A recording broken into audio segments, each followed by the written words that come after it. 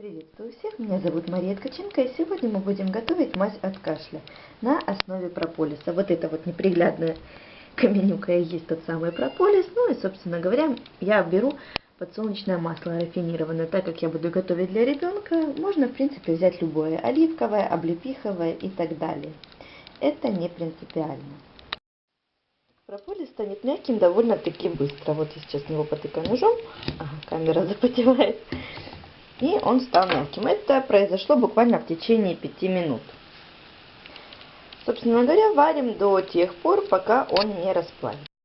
Минут через 15 наш прополис становится мягким, как,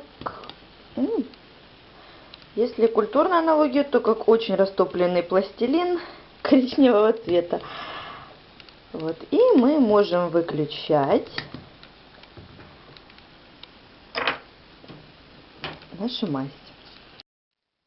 Вот мы слили нашу мазь. На этом этапе мы можем добавить эфирные масла. Лично я добавляю 5 капель мятного, 5 капель пихтового масла и буквально 2-3 капли сосны. Далее мы ждем, пока оно застынет, и ставим в темное прохладное место. Мажем ребеночку, который кашляет, 2-3 раза в день, грудь и спинку, и можно ножки. Пахнет мазь довольно-таки приятно, тем более с добавлением эфирных масел. Не болейте.